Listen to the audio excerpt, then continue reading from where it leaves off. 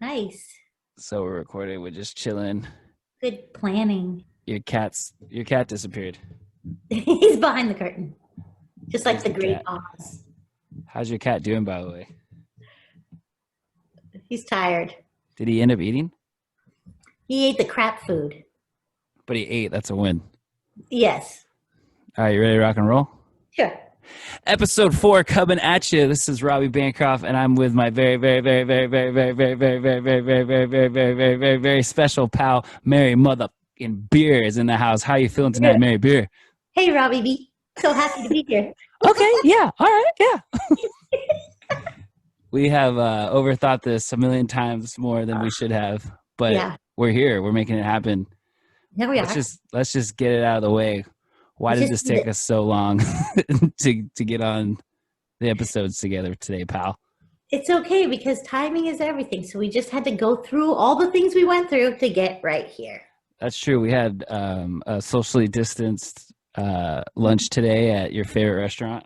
Breakers. Yeah, and you actually tried the crispy chicken sandwich, and you didn't even realize that was a COVID special, that we added that to the menu. No, and it was so good. I only ate 1/3 of it because it was so big. And now you have breakfast and lunch and brunch, just like it says in the name. One meal can be all three. Amazing. Hashtag so marketing. Glad you're back. Good to be back too. I was going to say I also had the crispy chicken sandwich as well. I led by your example, and I tried to go like Popeye style with just like pickles. I threw some lettuce on there. You had tomatoes on yours, but it was good because mine was like, I'm not just saying it, it was pretty good. It was so like it was better than I thought. Borderline amazing. You ate yours in like 5 minutes. I know. It was weird because I was like talking to you out of one side of my mouth and then like eating with the other. And then those little birds were like coming up and like hanging out with us. So that was cute. It was good for us to eat first. Yeah. So drinking water and eating is really good for the folks watching at home. Talking out your concerns with your pal is also good. Communication. Yeah. And don't assume that the other person is inside of your head because they're not. Never. Yes. You did mention Breakers being your favorite restaurant, or I just put that in your mouth, but basically continuing my solo podcast, I believe I talked about you and Sonia being the first customers. So really quick, you just want to get that out of the way. Like, was that supposed for you, or did it like feel forced, or are you just tired of answering my phone calls, or what do you think? What was that experience like? No, that was the perfect thing. So perfect. And also I got to call Sonia and be like, okay, this is what we're going to do today, because we were going to meet anyway. And then it made it like 50 times more special that we got to go do that. It was so fun. Sonia was perfect because she's like, every time I look, either one of you guys had like your cameras out and you like were taking pictures, and she's like, look at the clouds, and then she has like these perfect pictures of the clouds. So and we were just so happy, right? Yeah, it was good. It was good to get the team back in more ways than one, you know. Now your cat is like literally just like making itself comfortable. That's so cute. Gonna chill. Neely is the star of the show. Is that not Neely? Oh, yeah. Not Neely. Oh, we don't want to talk about Neely. No, Neely can't make it up there, really. That's what I was gonna say. Like, this morning he wasn't eating, and now all of a sudden, just like diving into the podcast. Okay, so some people might not know who you are. Can you just tell me some of your hats real quick, even though you get tired of this question? Like, obviously you're born and raised in Pacifica, yada, yada, yada, but like, what do you do and what's it like? Okay, so I'll just like introduce myself like I always do. Yeah, that's pretty good. Hello, my name is Mary Bier. I am on Pacifica City Council. This is going into my 3rd year on council. So that's exciting because you really don't get going until you're like your last year. That's how long it takes to like get your ground. Yeah. I am also the facilitator for the Pacifica Collaborative, which is a group that gets together once a month, used to share breakfast together, and now we're online sharing resources and supporting each other. And that group's been getting together for like 19 years or something like that. Don't quote me on that, but for a very long time. Good group. It's not a test, remember. There's no wrong answers to these questions. Thanks. Did my shoulders drop? Yeah. Okay. What else am I? Oh, and I'm the director for the Pacifica Prevention. Yeah, what pays the bills? Which is a program of Jefferson Union High School District. And also now the prevention work is going to go through the Daly City Youth Health Center. So now I get to say that I'm representing the health center too, which is super exciting for me. Nice. And the health center is like basically like a beehive of like all these great resources, some that Pacifica has, some that don't, like the sister agencies and stuff like that. But can you just describe a little bit of like the significance of why it's such a big deal that you're kind of like in those offices now, and how much it can, well, tie it back to how it's going to help Pacifica even more? Oh, absolutely. So it's like it's a three-story building, right? On the bottom floor is the Daly City Community Service Center. So that's like Pacifica Resource Center, but in Daly City, right? Where they're helping people all the time. And then on the second floor is San Mateo County Mental Health. Yeah, but I'm not sure exactly who's in those offices. Probably some acronym, and they do good. I'll learn that. Yeah. And then the top floor is the Daly City Youth Health Center. And so now we can, do warm handoffs, right? And so if we have a young person who says their families needs help, then we can send them right downstairs. It's just about relationship building and how we can all come together, and we have an opportunity to expand our prevention services there, which I've been wanting to do for a while now. Nice. So it's like making the clients or potential clients work less to get more, and then it also makes your job a little easier to like help, because you help so many people and you want to help so many people, but sometimes it's hard because there's time, effort. Yeah. So it sounds like this place is pretty cool, and we would benefit from having you there. So congrats. You're on the top floor. It sounds like. And I'll have a team. And you're the Daly City Youth Health Center is what you said. Daly City Youth Health Center. And you have a team, and there's gonna be budgets and all kinds of fun stuff. Yeah, and it's a little deceiving to call it Daly City, because actually it serves all the youth in North County, which includes Pacifica young people. Oh, so that is going to get really confusing. I'm glad we cleared that up. Yeah. Oh, I've been talking to them a little bit about that too. Yeah, maybe a little rebrand. Exactly. I think I know a guy. Yes. So how long have you been doing the prevention work? I know it's kind of a loaded question, but I do want to kind of reintroduce you to my world. What kind of, like, how long have you been doing it? And if you could go a little bit into how it all started, and then of course I'm going to interrupt and tell you how I was part of this. Because this is like 15 years in the making, me and you, for just these podcasts and all the work we're trying to do. You know why, Robby? MySpace days. That's how God works. Okay, God, I hear you, God. There's going to be a lot of inside jokes that none of you have any idea what's going on, but. Okay, so I've been doing substance use prevention for 15 years. It's since 2005. See how I just did that math? Boom. You're smart. When an alcohol. Let me talk. Okay, sorry. Apparently, I'm not that good of a listener. Go ahead. When an alcohol-related accident took the lives of two teenagers here in Pacifica in 2005. One of them was my nephew, Jonathan. And so a coalition started back then. I had no idea what was going on or what I was doing, but as soon as I met a couple of the people who were leading the work, which was David Mineta, who's like one of my favorite souls on the planet, and he was a school board member, and then Youth Leadership Institute and Asian American Recovery Services all came together and started a coalition. And I just joined in because that's what I needed to do to heal, right? And then we wrote a grant. First time I ever wrote a grant, and we got it. And back at that time, it was $500,000 for 5 years, which now I know is not nearly enough money. Yeah, you always need more grants. The work that we're doing. That's the sad part about the industry. Yeah, and so that's why you have volunteers from every sector coming in to help and to do work within their sectors. And we've been doing it for a long time now, and I feel like it was a really beautiful way for me to honor my nephew and my family and create a career. Like I'm doing exactly what I'm supposed to be doing, and that I wouldn't be doing that if my nephew hadn't lost his life.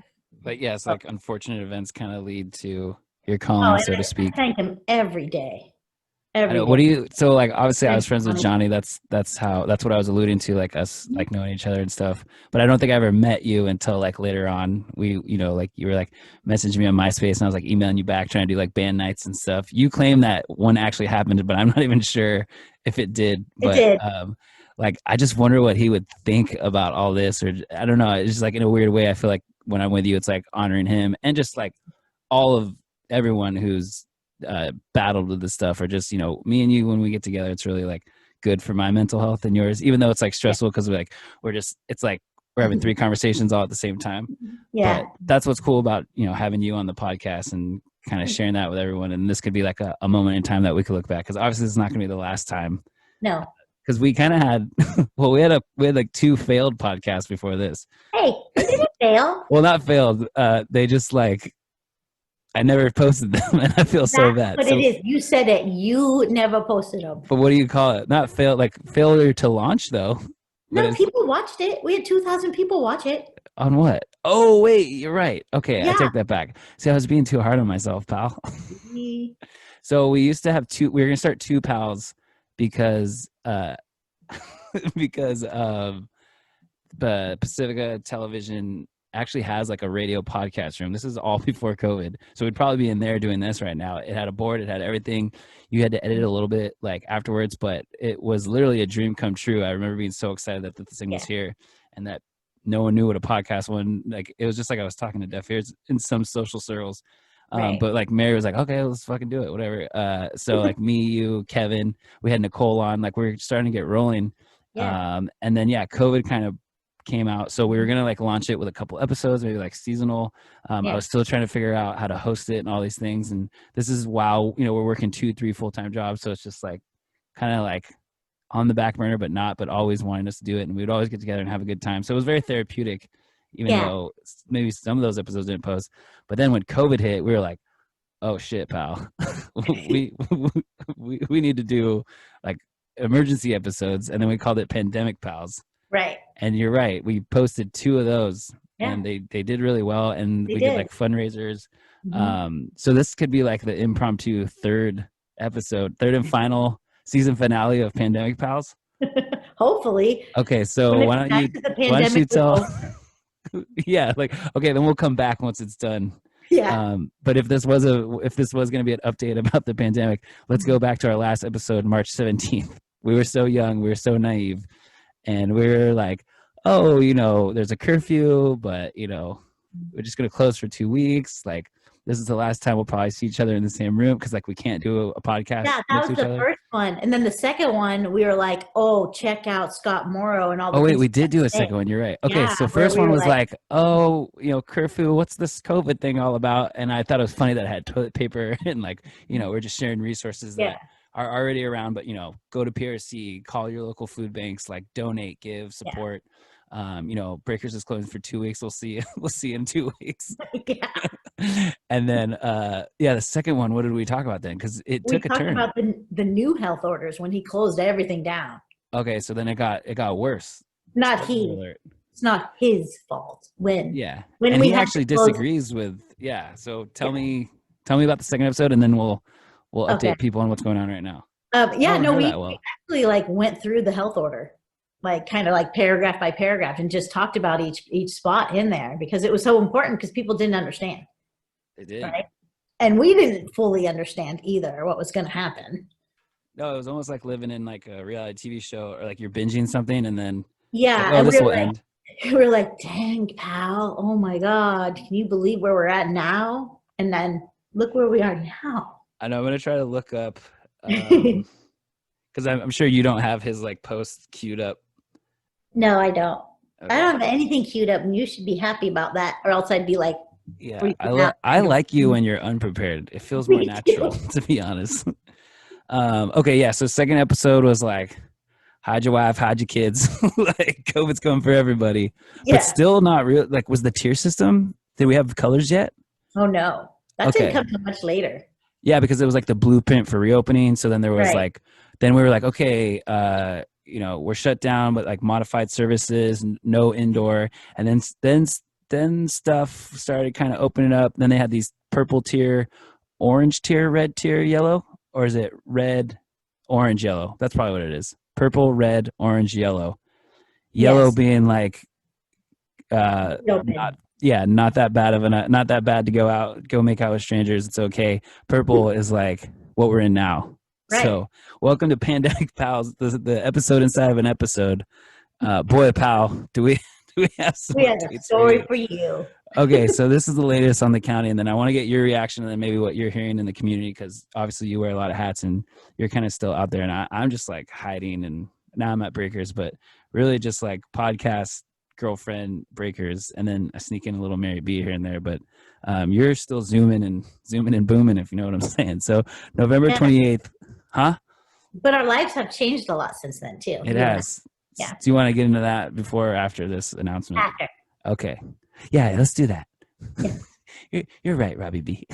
You're always right. That's hard to live up to. Okay, November 28th, 2020. This is from the County of San Mateo, County Manager's Office. Indoor dining closes, outdoor gatherings only. State moves San Mateo County to purple tier 1. So that means indoor dining closes, outdoor gatherings only. State moves San Mateo County to purple tier 1. State stay-at-home order. So there's a curfew now. Order applies 10 p.m. to 5 a.m. Public health officials urge residents to avoid holiday travel as COVID-19 cases rise across the region. And I'm not going to get into details of like what this all means, but there is a quote from Dr. Scott Morrow. Is that how you say his last name? Mm-hmm. And well, there is one. Huh? Did you say purple tier 1? Does that mean there's more tiers within the purple? No, I think tier 1 is purple. Okay. And tier 2 is the color. Okay. That's a good question, though. So County Manager Mike Callaghy, I think that's how you say it. He says, we have not seen numbers like this in quite a while, and we really need to reverse this incredibly troubling trend. What's important to remember is that we can reverse the trend as long as we follow common sense health and safety practices. Yeah. Yeah. We need everyone to do their part to keep the community safe. That's why we urge everyone to stay home for the holidays. I know that means a lot of sacrifice, but the best way to show your family that you love them is to stay home and stay safe. I would have never guessed reading those words in the last 2 episodes, to be honest. And so, yeah, people really need to be sheltering in place. And the purple tier is going to be here until a day before my birthday, 12/21. So maybe we'll just have a fat party. Maybe. You're like, no, I'm not feeling that. Maybe we shouldn't plan on any party yet. That's true. I was just joking. Yeah. Remember, I don't want to see For me, I just have to like lower my expectations of like when this is all going to be over and just like stick in the day, like stay in the day. Like, how am I going to keep myself, my neighbors, my kids safe for today? Right. Yeah.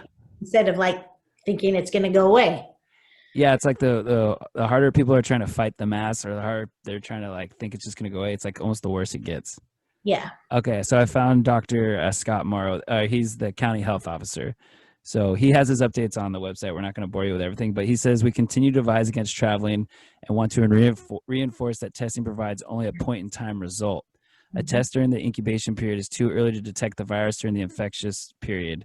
So if you test negative before or during a trip, you still may present a risk of exposing others to COVID-19. A negative test does not clear you for visiting relatives. And I thought that was pretty intense. I'm not going to lie. Yeah, it is. But it's information like that that needs to be shared. Yeah, and I doubt people are reading that, but they're going to be watching this. They are. Everyone is. Yeah, I think the county needs to like start writing some checks. Maybe they should sponsor this podcast. Well, maybe the feds should start writing the checks. Is that who's responsible for keeping us safe? So that the cities can be okay, you know. The cities are going to take a hard hit, but we can talk about that. Do you want to get that talk, or we'll talk? Do you want to talk about our lives changing first during COVID? Well, yeah, because I was thinking when you were talking about like the testing and, you know, if it's in this phase, then we didn't know any of that before, right? So like when I had my stroke, yes, I had a stroke. My doctors were like, we don't know. Like, we don't know if it had anything to do with this or that or what, you know what I mean? So there was a point in time where even our doctors didn't have a lot of information. And so now there's much more information about the virus itself. You mean just about COVID? Like, you think potentially that your stroke was related to COVID? Because I remember you were sick, like pretty bad before that. Is that what I was really sick in potentially February. that might be linked up, or because it is a side effect, right? Well, I didn't want to bring it up, but you did. I remember there was like a week where you're like, pal, like everyone else was like, I've never been this sick. And like even my girlfriend was like, I remember there was like a 2-week period where like we were sleeping with the bed upright so she could cough and stuff. It's just like, Yeah. did all you guys have COVID? And then like it was before it was cool, so I guess they didn't talk about it. But yeah, I can definitely see like potentially the stroke. Thank you for divulging that. I wasn't sure if you want to get that deep, It's all good. but yeah, it makes sense. How are you doing now, by the way? I mean, that was like April, so it's been Yeah. Oh, I'm blessed. Trust me. I mean, the stroke can be so much worse. Could have been so much worse than it was. So I'm doing well. I are you really doing am. like physical therapy and stuff, or like what is it like after you have a stroke? Is there stuff you have to do or just should do? Oh yeah, all the therapies: physical therapy, speech therapy, vocational therapy, all the mental health That's therapy. great. It's like more than you could count on your hand after all that. Yeah, but it was good that I had time off work and was able to take care of that. And then That's I right. We got took time off of work. I think I just blocked all this out, pal. we did take time off work at the same time. We were like, yeah, we're like each other's like rocks. And it's like, what would happen if we both went down at the same time? I think half of Pacifica was shut down. I'm not gonna lie. Oh no. But yeah, I think changes you're alluding to is like your stroke. I had like I don't even know what to call it, mental health breakdown, and ended up leaving PRC, which is like we worked a lot Yes. together on PRC. You're Yeah, actually like working on the year end that used to be my baby. You're like I am. stuffing the envelopes. I'm like having like lightweight PTSD, but like also want to like hop in and like, oh wait, I should be like running Facebook ads right now, but it's just like nope. So No, just please give to the Pacifica Resource Center because there's a dollar for dollar match up to $50,000, and and we this is need the highest it's ever been, which is cool too. that. It's almost So, as if I left at the right time, left it in good hands. well, life always happens the way it's supposed to, Robbie. Okay, God, I You know hear you, what? God. Why? Don't say God. No, because because breakers had to reopen, and there was so much work that went That's into that. true. I didn't even People don't realize understand. how much work there was. Yeah, We still have about 140 things left on the to-do list, but 50 of them were the things to get like the business open. But yeah, yeah, and it's I guess I am blessed too in that way where I not forced to take the time off, but like opened my eyes to what really mattered. And I kind of had to do mhm, some soul searching. And obviously, I talked to you, I talked to some of the board members, obviously, talking to the executive director, Anita Reese. So I right. felt like I was in good hands and that, you know, what was best for me is really what I had decided. So that was really important. And I know a lot of people don't get that from where they Right. work. But yeah, it's not like I just like went home and was like, ugh. It was just like, oh, just push myself in the breakers. And then that almost like didn't go very well. Obviously, you know more behind the scenes stuff, but yeah, taking that, like having those hard conversations, but taking the time to recover is like rest is what you taught me and stuff. So hopefully that Uh-huh. lands somewhere in someone's ears tonight or today, whenever you're listening Well, to I this think it's podcast. also important that you talked about it because people were, why isn't Robbie there? What's going on with Robbie? Robbie, Robbie. I hear it a lot, right? Like the folks of the collaborative, like what Yeah, I really know. happened? So it was not easy for you, but it was the right decision for you, and that's good. Yeah, it wasn't a drastic decision and it was just made, but then there was no time to really like stew on it. It was just, and that's kind of how all Mhm. my major life updates work. You know, whenever I like leave a place or start another place, or you just got to keep it Yeah, moving. And then, this podcast is keeping me keeping me moving too. Like it's something to look forward to. So staying creative is yeah. another tip for all you mental health people out there. What else do you want to talk about, Give pal? it. We're killing it. I know we are. Am I freezing? Can you? I was just No, you're wondering. perfect. Am I okay? Okay, great. I saw you doing a little bit of freezing, but I thought it just might be on my side. But Well, anyway, I'm that's trying to how get comfortable on this new couch. it's Zoom life. I know. Maybe I should. I want to thank Matthew Wyant. He's a local realtor. I grew up with him. This is like I'm addicted to free shit on Facebook. So he gave me this couch, and then Oh, this flag was free. I don't know if I told you the story. I think we're gonna save it for the podcast. But like I'm I'm proud to be an American, but I just needed like a good backdrop because I moved the room around. But this is actually the giant American flag that was in the mobile home park that everyone got evicted from, me yeah, included. And right. the management was getting rid of it, so I took the flag because, well, when it's like disrespectful, it's just like toss a flag. But hopefully, this is the thing. Hey, and that's how we got back together. At Breakers and talking about the mobile home Yeah, park. Oh Yeah, yeah, because there was like rent control and all kinds of stuff going down. crying. Yeah, And yeah, Breakers was open at night, which didn't yeah, last very long, and you came in. yeah. I wonder if Breakers never opened at night, how we would have reconnected Boom. Would have ran into each other somewhere. on our scooters. Like, Yeah, our scooters. like, hey, Mary, is that you? Yeah, you never wrote me back on MySpace. Sorry, pal. I don't know why we both sound like you, but yeah, the Christmas trees. I raided my dad's closet Christmas tree, got the snowman, and then I don't know where I got this. I think 7-Eleven gave me that. I think that's gonna be my new Robby's World official emoji. Like Nice. even if you're having a shitty day, you could always put on a smile. You know what I'm saying? You can, Yeah. And then everyone knows about Obsolete Man, obviously. but you can't really see it. Just his legs. I know because his winky's like in there. I don't know if you can see it. Oh, right. That's what my mom used to call my little brother's peepees. Is the winky? Is that a thing or no? Oh, I don't You know. never heard of winky? It's She'd always funny. like she'd cover your little winky or something like that. I don't know. Maybe that's why they're so messed up. It's always mom's fault, right? Sometimes. You want to get into dad talks? No. Okay. No, I'm kidding. Whatever you want to talk about, let's go. Well, no. So, have we covered the pandemic? Have we done it justice? We're in the purple tier. Places are panicking. Millbury Pancake House is just closed. They're not even going to try. They've been open for a while, but they just said, fuck it. Like, it's not worth it.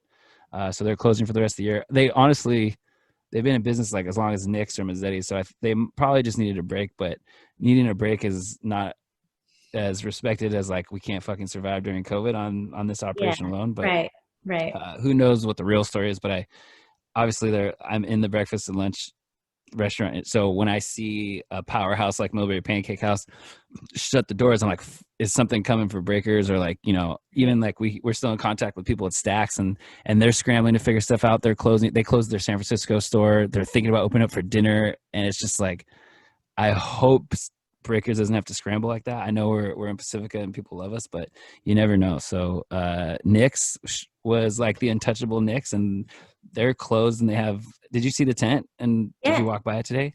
Yeah, I'm still not sure what was in it, but I saw the tent. There's tables. That's their outdoor seating. Oh, okay. So out in front and in back. So in the front is they're kind of like beachfront area, which will last as long as winter will allow them. Yeah. And then in the back was like tables outside and then underneath, but okay, it's brutal. Have you seen any other like good things happening during COVID with businesses? Like, have you been going to certain businesses like, oh, this is cool, I feel comfortable, or like? You know where I feel comfortable, which is weird, is at Trader Joe's. That's not a business. But I know it's not, but tell me more about Trader Joe's, because I do also go to Trader Joe's because I'm in love with the Westlake Shopping Center now. It reminds me of when I used to go there with my grandma. well, it just but feels. Yeah, tell me why. It feels safe because they have everything organized. They're washing down the baskets. They're letting only a certain number of people in. They're really controlled inside. It just feels safe. And you know where else I felt really safe was the Sanchez Art Center. Oh yeah, I went for the 50-50. Yeah, and it just they felt, let people space everyone out. Yeah, and my kids also felt safe there. My they're adults, but I like how you broke the third or the fourth wall, like talking, like, okay, kids. Oh wait, yeah, okay.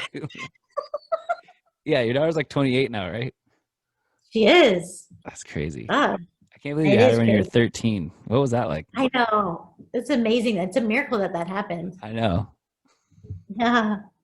What the? This is what happens when I try to give you a compliment. See. Okay. Sanchez Art Center, very safe there. They had you had to make appointments, so you got, you came in when there was only a few other people.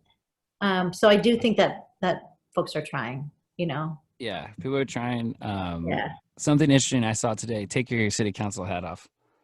Oh, okay. Nice. I was driving by Esplanade and I almost hit a dude in the middle of the street because Chit Chat was like having like a lightweight concert outside. But I was like, oh my God, that's so cool, because like I miss shows. And then I was like, oh my God, that's so dangerous, because also like if Breakers tried to do that, we'd get shut down because they told us we needed like the orange, like water-filled barriers. But it's just like, you can't even judge people for trying to like, one, bring joy to the community just in general, and then just trying to like sell a cup of coffee, because that $2.50 or $3.50. I don't know, $3.99 in COVID. Like that cup of coffee like goes a long way for the business owners. Because but like, are you just letting people enjoy themselves, but are you being safe about it too? Not just by being in the middle of the street, right? yeah, But we've had issues with safety some first, businesses man. that were not being safe. And so Yeah. where do you draw the line? I'm sorry, my city hat is back on, but where do you draw the line? I know. I was about to say, where'd you pick that up at? It just comes back on by itself. Because you're a natural, pal. When do you draw the line in like, oh, well, these people aren't doing a good thing, so now the county's going to come down? And then, it's really hard because you just can't keep up with everything. Yeah, it's not like, I'm pretty sure like a lot of you, the city folks don't work on the weekends either. So how are you even going to enforce it? Is it only if like someone complains about something? I assume that it's code enforcement. All right. Well, I don't want to be a rat, so you didn't hear it from me. I don't want to be a rat either. And that's Another place that I feel for and I've been going to a lot is Devil's Side Tap Room. They have like their outdoor area, and then they kind of took over like the little alleyway. Super cool, but today they changed their hours because of the winter. So it's just like battling the weather in Pacifica, even though it's not like, we're not in Philadelphia, I use that as an example because their outdoor scene is just like covered in snow. But like when we're thinking about doing breakers outdoor, it's just like, it's going to be freezing. Yeah. But I mean, hopefully people won't mind, or we'll sell a couple more sweatshirts. I don't know. Maybe. Before we move on, you reminded me that there's actually an art show going on at Sanchez. Are you familiar with it? Did Cindy tell you about it yet? She did, but go ahead. Okay. Christina Ayala messaged me. She's a big fan of the podcast, first and foremost. Oh, hey.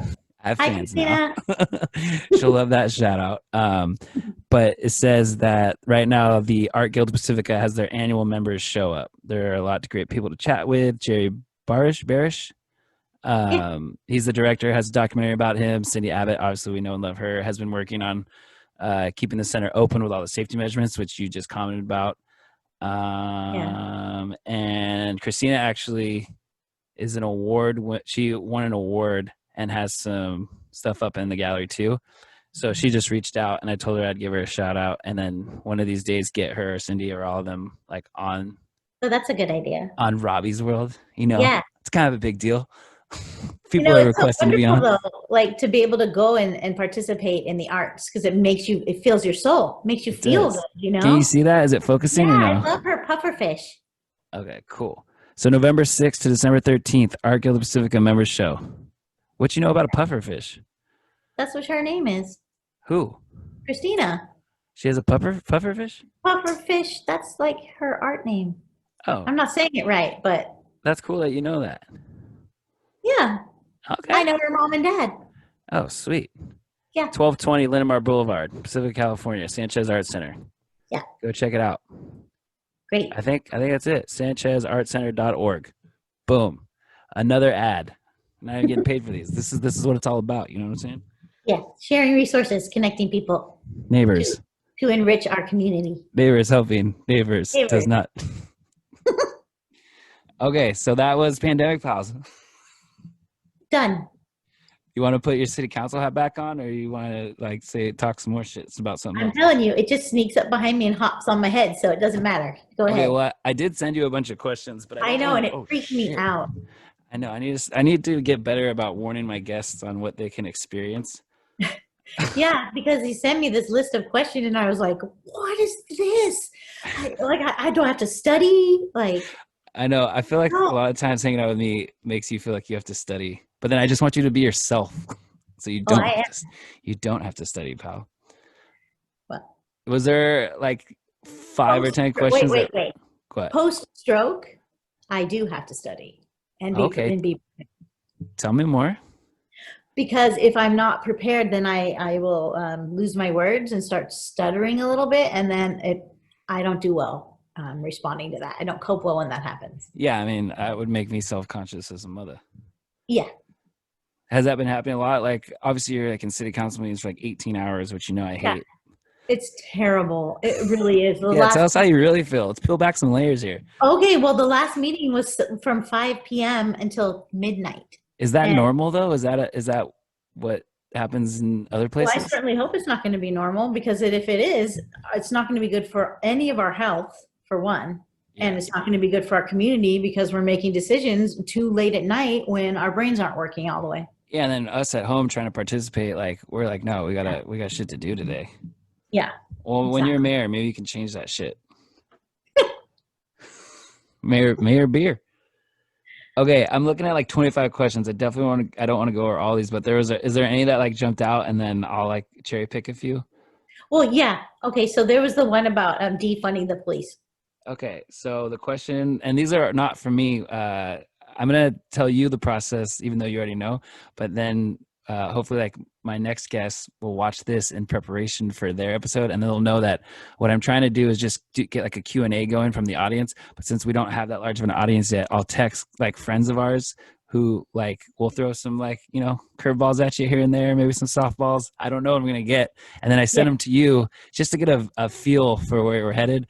But I didn't tell Mary that. So she thought she was coming into like a freaking SAT, like, what do you stand for? Are you for or against managed retreat? But it's not. That's not what this, clearly it's not what this podcast is. There's a fucking shit emoji behind me, people. And then a fucking winky, okay? Stop taking it so seriously, Mary. Whoa, yeah, it freaked me out. And I was But like, yeah, I this apologize for tone that. I'm does sorry. not sound like my Robbie B. I know because they're very loaded questions, but these people Yeah, care. and they're But kind they of also like love and trust you. So that's snarky. they are. And Yeah. now that you know who they came from, you're like, oh, that makes perfect sense.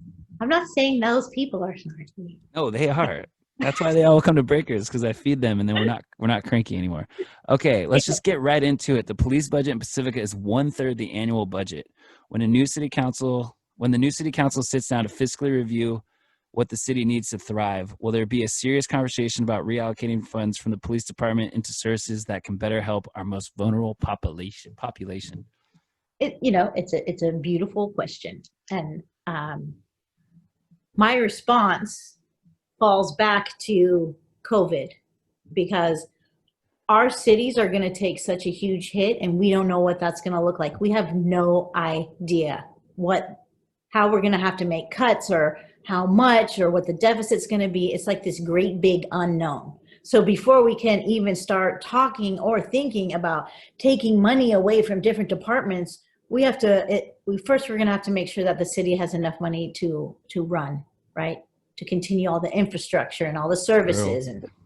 And our law enforcement have been very open and willing to have conversations. So there was 2 meetings on policing, and we talked about training and oversight and bias and all the things that are really important. And we're not done with that yet. So there's a work plan that was created that we're working on. You work on a work plan with our law enforcement.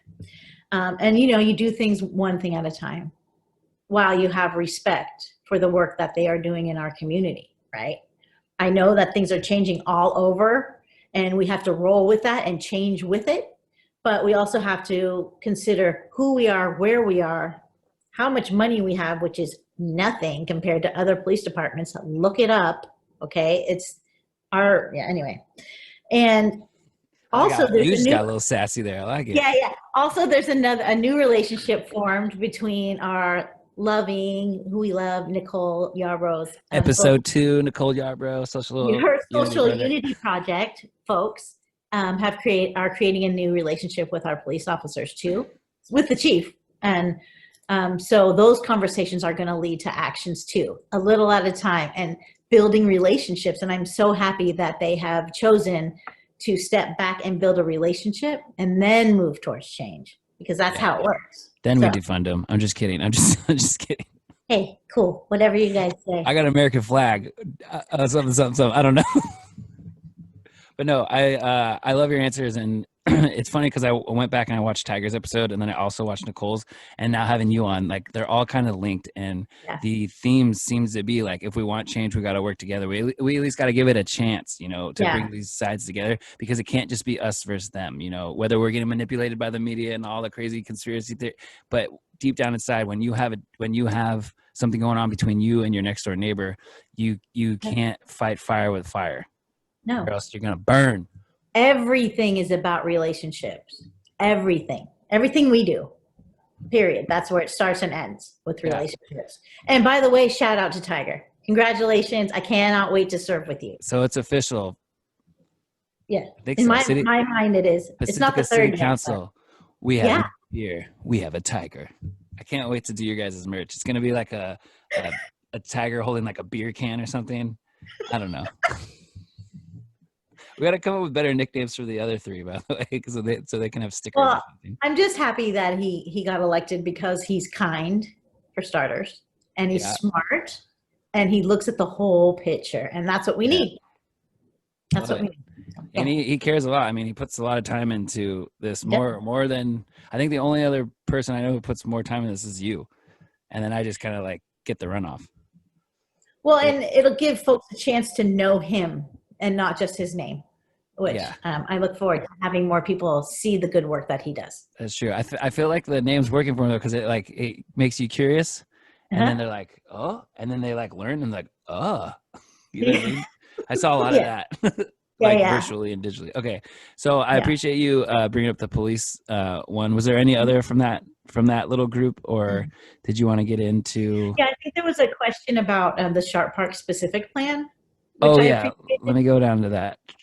It was like, why is the city looking to spend money to improve Sharp Park when there's a deficit or something like that? I think you. Okay, yeah, it's why is the city seeking funding for a park and Sharp Park improvements when the budget has a huge deficit? And then, is this like the promenade that they're talking about, like the Beach Boulevard? So there's a few things going on in Sharp Park, right? Hey, Mary, why don't you tell us about what's going on in Sharp Park? Okay.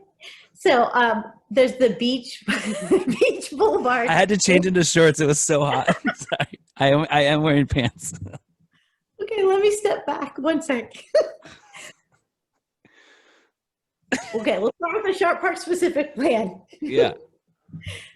The whole reason why you create specific plans for different parts of the city is when you're looking at places that can be developed, right?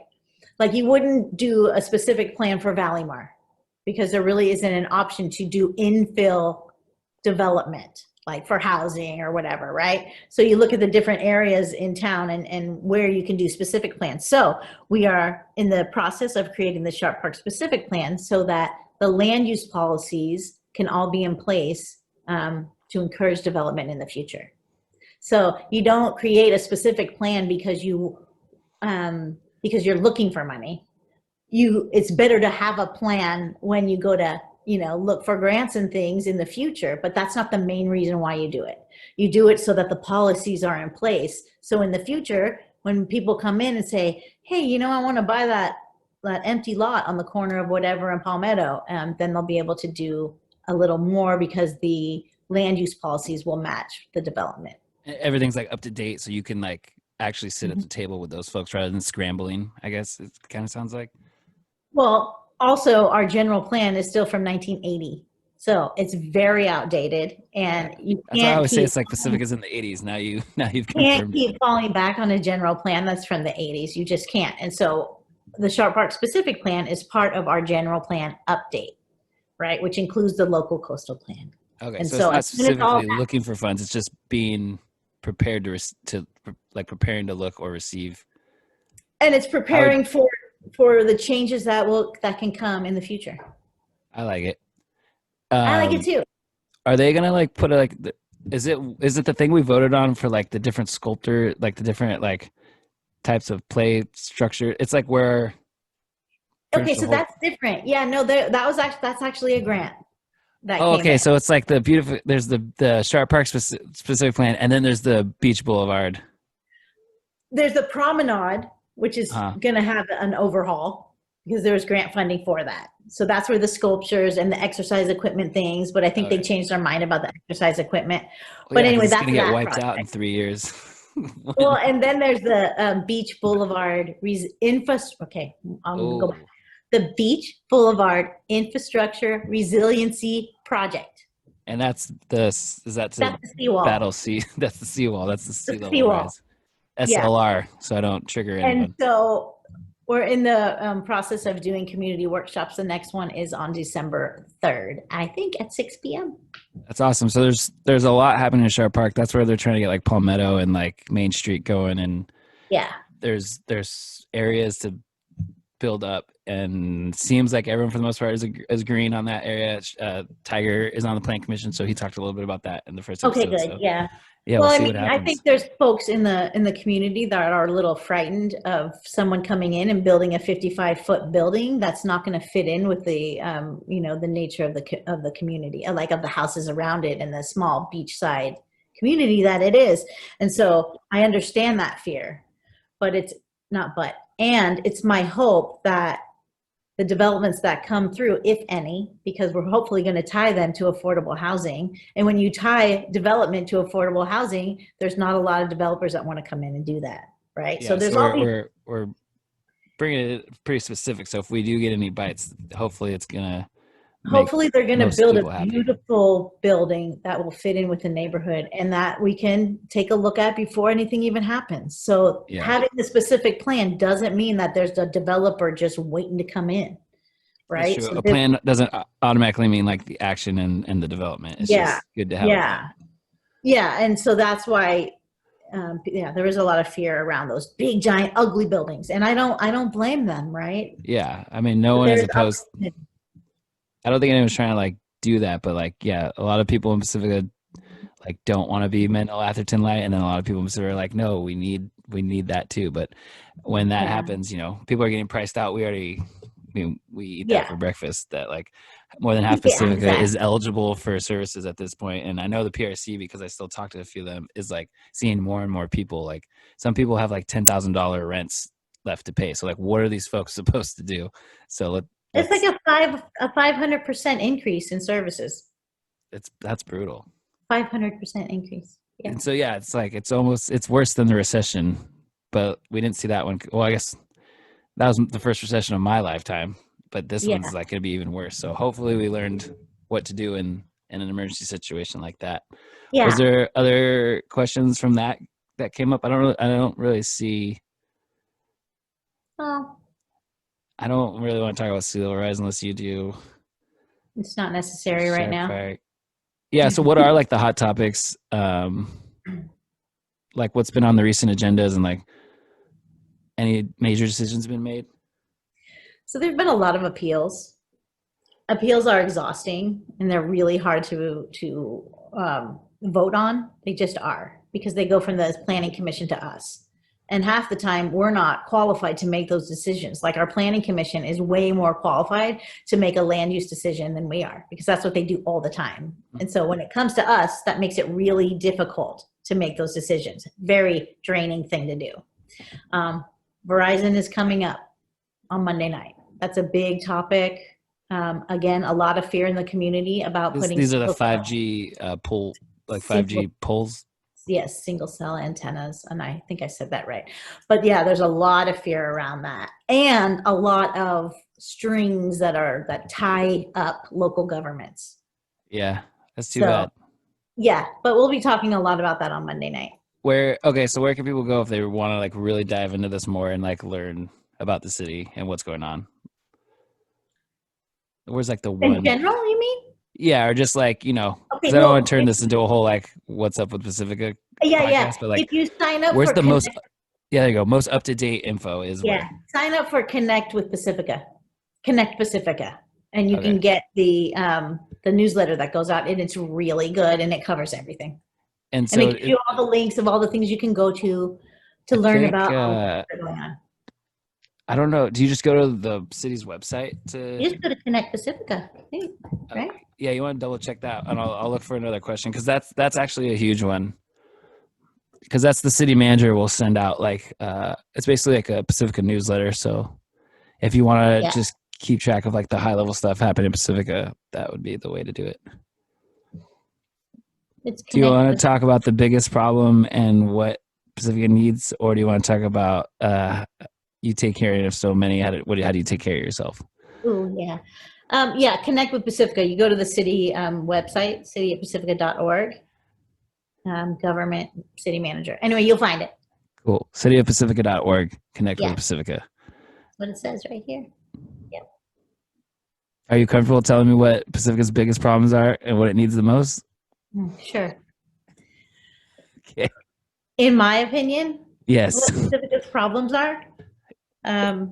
So one is that we don't have a big enough tax base to bring in enough revenue to make us comfortable, right?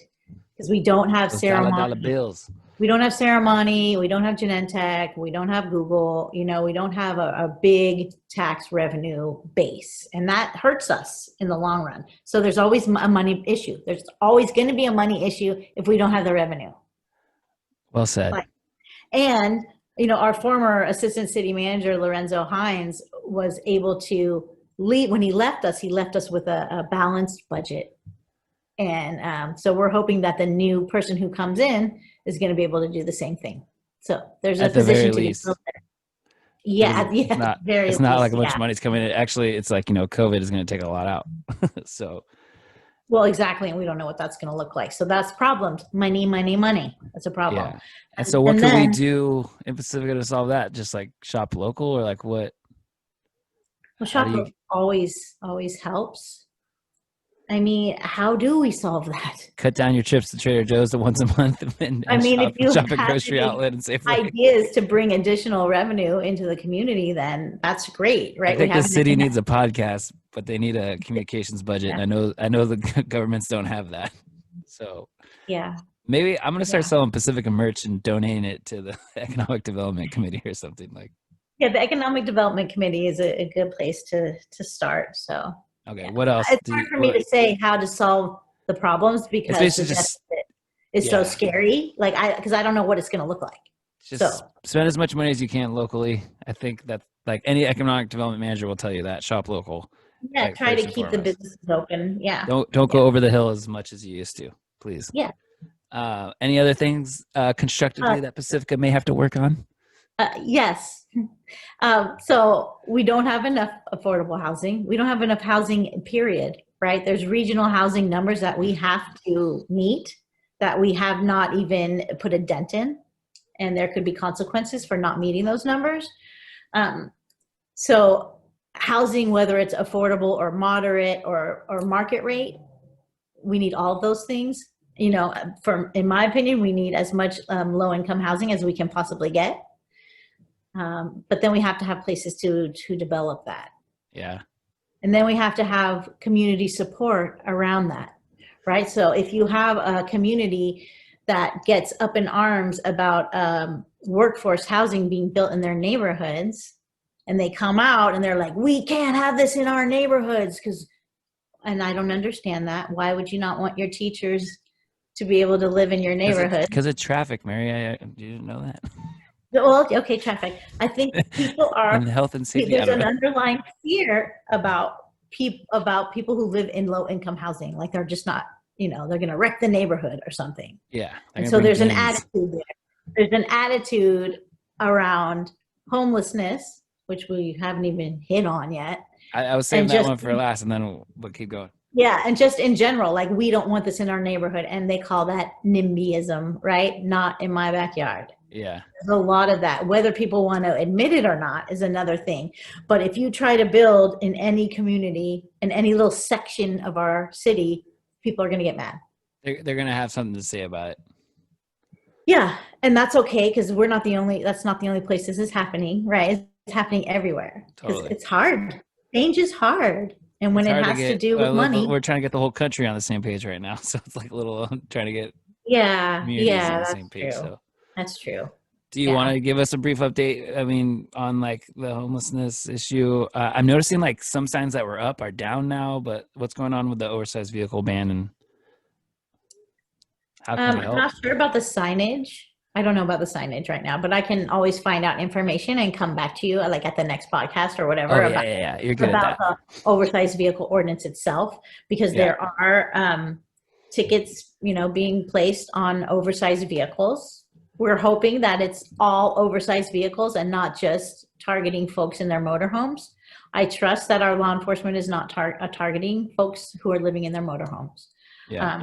But I do know that because we didn't have the community support or support on council to create a program to help folks be able to park somewhere safe and then be connected to services and then get housed, we now have folks who are going to move their motorhomes, every 72 hours into the places where they're allowed to park. So they're still going to be here, but they're not going to be safe and have, be connected directly to services to get housed. Which is kind of what the permit program, even though it may have had its flaws, but that was something that would have been the strength. Of course it had flaws, but that didn't mean we couldn't work it out somehow, right? They have a really great program in Redwood City that they're putting up right now, but it's also, out by the jail and the shelter and on the other side of the tracks. Yeah, nobody's $1 million homes and their school or anything that they can. It's frustrating when there's not community support for something because it's hard to get money to do things when there's not community support. And Anita says that all the time, right? I was going to say, it's like support. It was like support from the community, support from the city. Then the funding comes, but you can't get the funding with, it's like almost trying to get like signed by a record label. If you don't have a booking agent, you don't get signed. If it's just, and then you need the space, then you need the buy-in and the work and, all that. So, and our community wouldn't even want programs in our church parking lots. And so that's just the nature of what has happened in Pacifica. It's not just Pacifica, obviously. I'm not going to sit here and judge how the community feels about a topic, even though you already know how I feel. I wish that there was more ways that we can help our folks who are houseless, right? I feel it's just slow and steady. We're still doing our part in our own little way. Oh yeah, so. and the Pacifica Resource Center is doing everything they possibly can. They have outreach workers that are going out that are specifically that are specifically going out to talk to folks who are living in their motorhomes or in vehicles to get them connected to services. So that's a start. And then Anita also says that they're always doing the work they've always done. Yeah, so just because these things the aren't interesting in place, part. Doesn't mean that they're not going to keep doing what they've always done. Yeah, this isn't like we're not. The PRC wasn't just like issue jumping like that. It was built into it. So that's good to hear. Yeah, absolutely. Have you heard? Because again, I haven't been there. I haven't got any thank you letters or anything. Is there a recent success story coming out of that? Like, I know you may have talked to Marina. Like, I heard she got someone housed within 3 months, but it's working. But it's just not on the front of the Tribune. You know what I mean?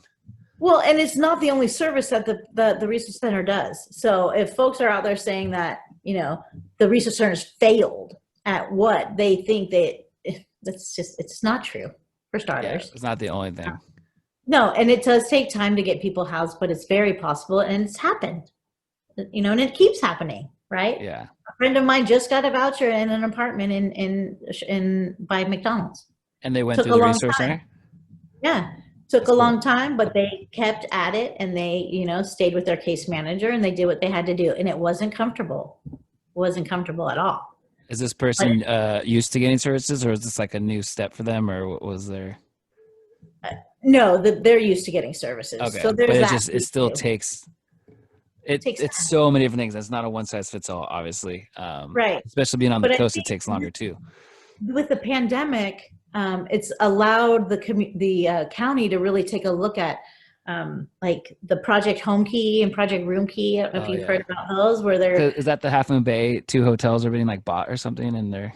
Yeah, I don't know if it's under that funding specifically, but the county is buying 2 hotels, one in Half Moon Bay, and I think the other one's in either Moss Beach or Montana. Yeah, they're close, but you could never think of getting the county to do that. But now that there's a deadly virus, it's we could all of a sudden do these things, which is, I guess, was your point. But it's also helping the hotels, right? That's true, because they're giving them $1 million for it. So well, but the hotels are also going down in business too. So if you have programs that can bring people in, no matter what, that's helpful, right? Yeah, I agree. And I know there's been conversations about the San Francisco RV park, which, by the way, is in Pacifica. It's just called the San Francisco RV park. That's such a slap in the face, because you want to be proud to be from Pacifica, but they're they're pulling the airport, but we're in Millbrae. It's we're San Francisco RV resort, but we're in Pacifica. Yeah. But what's there's going been on with that? A lot of conversations well, why can't we just rent spaces in there for a program, right? Well, first of all, the owners of the San Francisco RV park have to agree to doing something like that. Yeah, So and there's they have really, their own rules, and but they had there's like a waiting list last time I heard. and there's relationship building that has to Got to happen. So build those you want, relationships. yeah, you have to go in. Our city has to meet with them and meet with them again, and then maybe wait 2 months and meet with them again and see if there's options for us. Or maybe they'll just put the whole thing up for sale, and then who knows what can happen, right? Ooh, So, I like what you're putting out there. right. But none of that's going to happen if we're not talking to each other. That's a good point. Yeah, Yeah. there was one other thing I wanted to touch on that in our conversation when we were going over the questions, Mhm. um, like substance abuse for like all generations. Was that an issue? What can we do about that in Pacifica? I think that's culturally been an issue. That it's just kind of been what has happened in our community for a long time. There's just been a lot of substance use, and it's gone from generation to generation. I'm hoping that there's patterns that have been broken in the last 15 years. Um, what can you do about it? It's education and it's support and it's not being judgmental for people who have substance use issues and need the support and the help, because you never know who has issues with substances. You just don't. That's It true. hits everybody. It does not discriminate in any way, shape, or form. Yeah, we had a little talk about like recovery on during our lunch today, so that's why it was important. I feel like I hit the brakes and changed gears a little bit on you, but That's that okay. that was like the other thing I want to make sure that you mentioned, because that one was like really important. We talked about a few people, and I'm gonna try to get the podcast geared Yeah. towards that. Like obviously, there's still young people ODing in Pacifica, not just in Pacifica, but you know I have family members who are struggling, and we've shared our recovery stories. So it's just like obviously with the work that you're doing, and we're doing a podcast now with your youth, and so that's kind of tying into this. But yeah, we'll get onto that in a sec. But so it's like, is there anything Pacifica can do, or is there anything that's on City Council's radar, or like is it pretty much just the prevention work that we already talked about that's going to tie into this, and maybe more content and stuff like this? Well, there's other communities that have programs that are specifically connected to some kind of like tax revenue that's coming into the city, where they include, they use that revenue for programs around substance use. Those things are happening in like San Diego. That's one community that I can think of. So there are things that cities can do if they have the revenue to do it. So So you it all always comes back. back to the revenue. It So always does. it's always Yeah. going to be people who just want to volunteer their time and try to help. But there's also not there's not any like rehab facilities anywhere on the coast side. That's There's just so no just like there's no shelters, there's no there's rehab no center. treatment facilities for young people, right? Yeah, it's like Services we have are really Pyramid or hard to whatever it is find. now, Star Vista and Manor, but like Right. that's not like Yeah. a place where like I could go if I'm struggling, and well, I could go Yeah. there, but you mean like rehab where you actually go away and Right. And we were just starting to create a program through the high school district where we were going to be meeting with young people who got in trouble, right? And yeah, supporting them before COVID, I remember instead of that you like suspending them. we were gonna talk about doing yoga and stuff, and like Yeah, well, we talked about doing all kinds of things, but it starts with you need to come and meet with me instead of being suspended, right? And I only got to do one no, I would program. have loved to meet you instead of getting suspended. Yeah, I would too. But anyway, again, there needs to be more support like that, because when a young person can come into recovery and get it and just like have a beautiful chance at having a really long, healthy life, it's so Yeah, exciting. like earlier on, Yes. probably good. Yeah, and to understand how fortunate they are to get it early, because there's a lot of people who took a long time, including myself, to get to the place where treatment and recovery comes into their lives and changes everything. Yeah. It's changed everything for me, everything. I Every time love being in recovery. I love it. And I knock on wood, like I tell you this, like I always get jealous because you have like that camaraderie, like you have meetings you get to go to. But I know I would never wish that on myself. But like, yeah, but I kept saying like we need like an AA but just for like everybody, where it's like there's Yeah. these rules and we kind of like are leaning on each other. But right now it's going to be through Zooms and stuff, and it's like, oh, do we need another Zoom? So Well, and you know, it's fellowship and it's trust building and it's recognizing something in somebody else. Like you look for the similarities, not the differences, because nobody's story is not the same, right? But if you look at someone's story and you go, I recognize that part. And then all of a sudden there's camaraderie. I don't know how to say that word around me. camaraderie. Fellowship. That's good. Fellowship. Oh, we could go camaraderie. I thought you were gonna go like collaborate. Like I left for a Collaborate. little while. But with the pandemic, a lot of people have relapsed. A lot of folks have gone That's out. what I was gonna say. Like, you know, an But AA Zoom meeting is a little also, different. if people are open to the Zoom format, there's hundreds of meetings online. That Hundreds. makes more sense because you can go to a meeting like on the other side of the world. All night long. Like What literally 24 where do hours a people go for that? Is day. there like AA.com or what's Yeah. is it just Yeah. AA.com? AANA. Huh? Is it is it AA.com? I'm trying to like maybe someone needs this stuff. They just Google like AA. Probably.org, but all you got to do is Google it. Yeah. Okay, yeah. It comes up. Like Google it I have a whole new fellowship that I didn't have before the pandemic. because they're not from Pacifica, but they're just on Zoom. Yeah, because I found this Zoom meeting that I like, and so now I'm there all the time. And the whole thing about needing one more Zoom meeting, yeah, I absolutely need one more Zoom meeting. All right, we'll make it But work. I mean, it does create like this beautiful way of living that makes people honest, and you reflect on yourself, and you do the next right thing as often as you possibly can. Yeah, And when you taught me don't, that a lot. I use that and one. then when you don't, you need to be honest about it and make sure you're fixing that part. Clean your side of the street, as she likes to say. Yeah, clean your side of the street. And then she tells you to be of service, and I'm like, no, I don't want to. Okay, Nicole actually submitted another question. She says, you take care of many, but what do you do for yourself? And I think this will be did you know that was from Nicole? No, that's from beautiful Nicole. I didn't know. Beautiful Nicole. Yeah. I take care of so many. What do I do to take care of myself? Yeah. Well, I have friends who constantly remind me, like you, right? I have friends like you, Robby, who can see things in me that not everybody else can, and maybe take notice when I'm overworking, or maybe when I should check in with my doctor or things like that. So you have a tribe, right, around you. So I have my family, my kids, you. That's super important. I like to paint. Right. And so painting is very therapeutic for me. And I actually love what I paint. So I have it on my walls and stuff. Like I like it that much. I got one on my wall. I got two actually. Well, one's kind of on the wall, kind of not.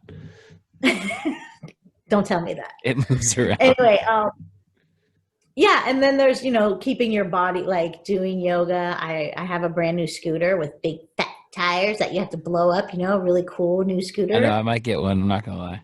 And I have a 5-year-old neighbor who goes, come on, Mary, we're going to go ride scooters at the school. So, getting joy where you can. And he's definitely in my pod because he's right across the street. So, yeah, getting joy through those kind of things too. That's cool. How's church been on the Zoom and stuff? I see New Life Christian. They kind of got it figured out. Oh, they have the online thing definitely figured out. Church has been interesting, really cool online services. And also. Are you texting me to shut up and change the subject? No, okay? I actually want to say this out loud. With all of the conversations that were happening around racial inequities and systemic racism, there seem to have been some differences in the church.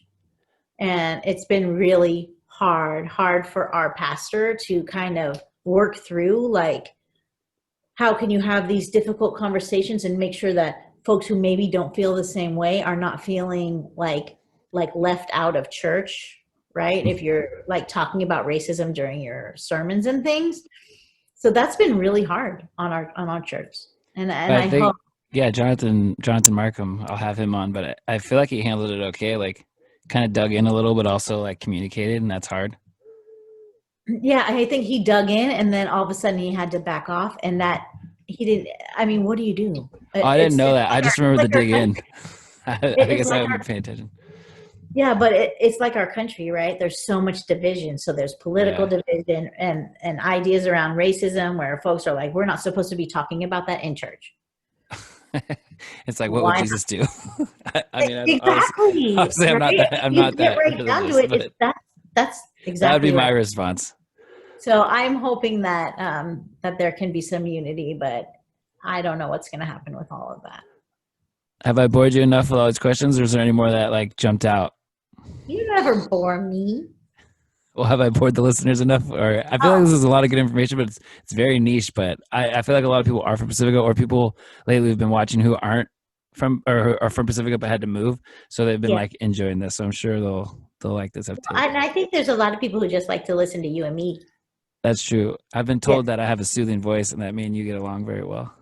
Yes. What did your sister say when she thought we were doing like live Palmapalooza? She's like, Are you guys coming back? yeah, you guys are doing great. It's like sitting down and having a cup of coffee with you. I like it. I do too. But if little does she know, me and you on a coffee is very Oh, dangerous. whoa. Yeah, Yeah, Mary turns into Coffee Katie, and I turn into Lit Louie. You never want to get those two in the same room. it's bad. It's all bad. All right, I'm scanning for a couple other ones. I think I think we covered a lot, honestly. okay, and you could always come back for round 2 if you want. Yeah, next time something big is going on. I really do like your little setup you got going there, Thank you. Robby. You did kind of help.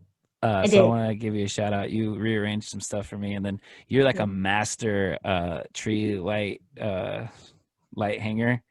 And then we Yeah, like, thanks to my mom. yeah, shout out to Shirley Beer. And what'd you Yeah, say your dad's name was? Gunther.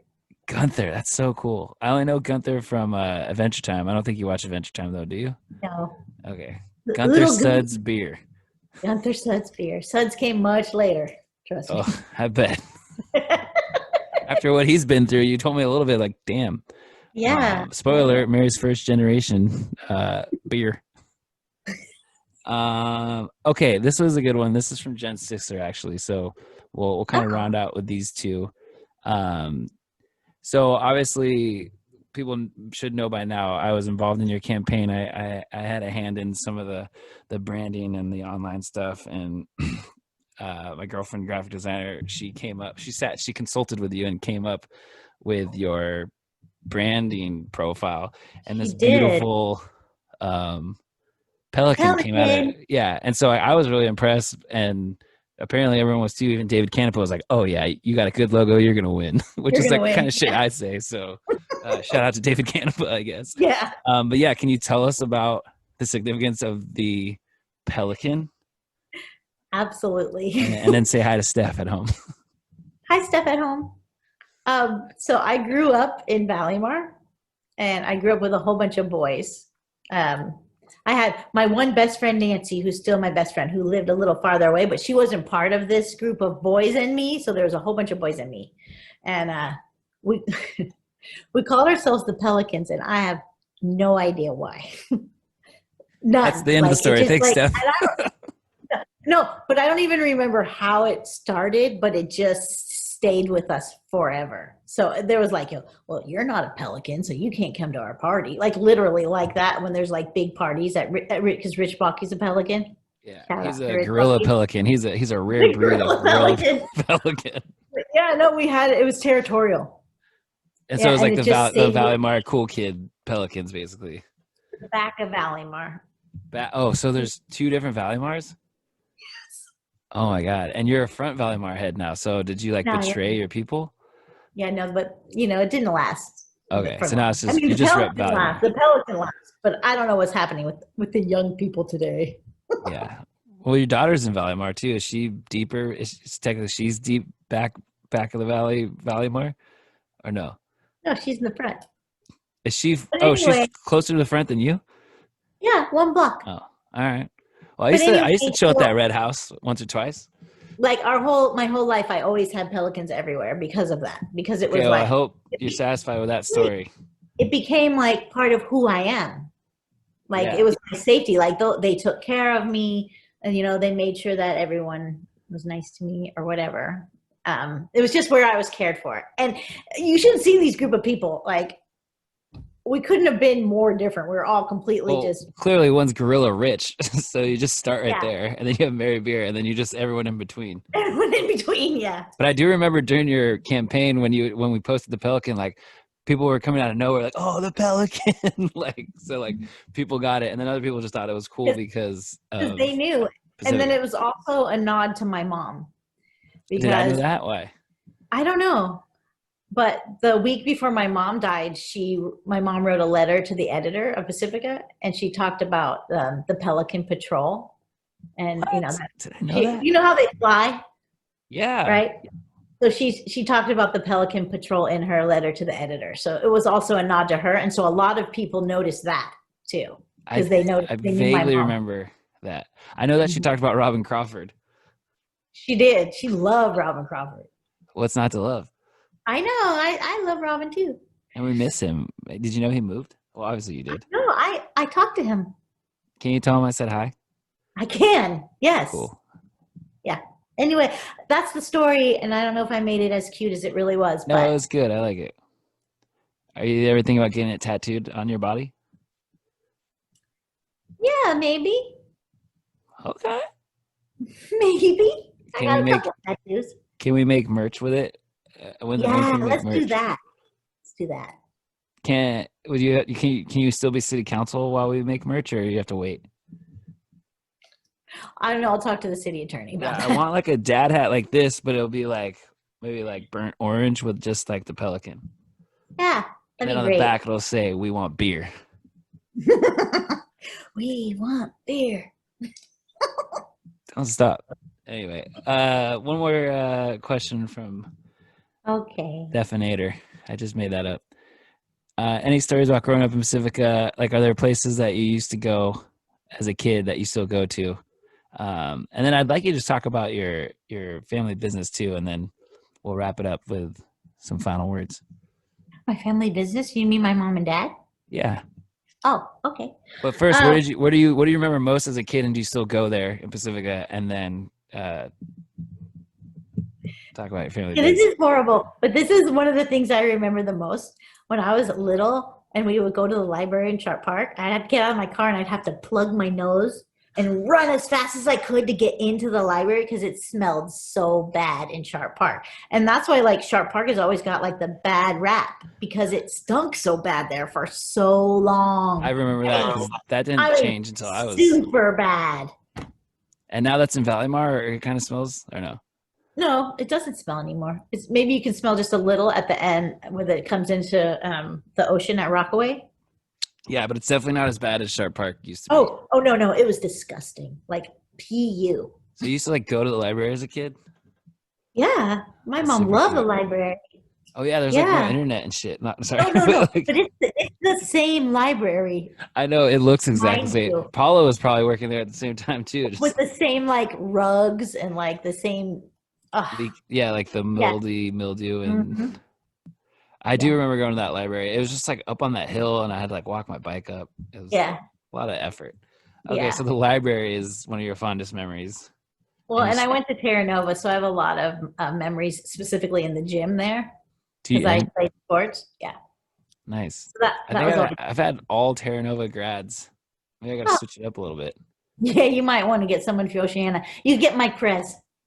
Do you think Mike would honestly be on my podcast? Oh yeah, absolutely. I'm like, oh, let me think about it. No, he would be great.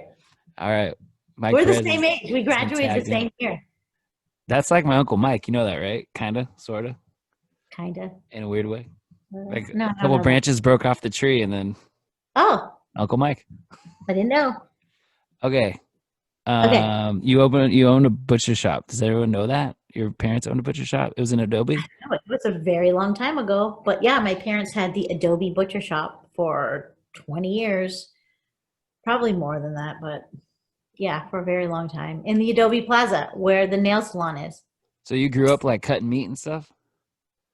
I grew up cutting meat. Actually, I worked in the deli most of the time because I didn't want to touch the meat because I thought it was gross. Yeah, it is kind of gross. But all of us worked there, like my brother David, sister Allison, Elaine, everybody. And then Danny, because he was so grumpy that he was the cleanup boy, so he didn't have to see any of the customers. No wonder he's still grumpy. You guys made so it's just always been kind of the grumpy one. I like it. I think he's my mom's neighbor, and he'll never watch this, so it's all good. He's great. But yeah, it was great to have a family business. You know that. Everybody knew us. Yeah, before COVID. Just kidding. My father was like your father, right? Just really wanted to talk to people, and he knew all of his customers, and they depended on that, and it was super fun. That's the beauty of like the small town.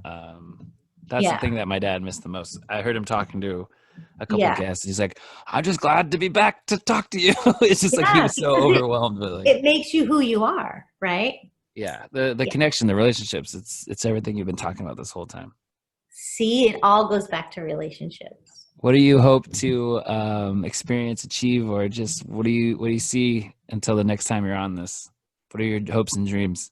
I dream, and my hopes and dreams are to expand our substance use services through the new partnership that I have at the Daly City Youth Health Center. I really look forward to being able to bring services to our youth that isn't not just prevention, not just like don't do drugs, kids, or but actually bringing more supports for kids who are maybe using and need help quitting or things like that. So I have a vision of expanding services, and I think it's starting to happen, and that's really exciting to me.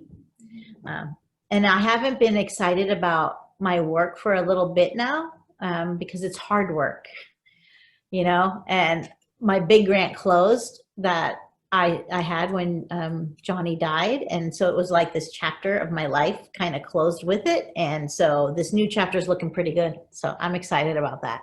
I agree. Yeah. Want to plug the podcast and then we'll call it a day?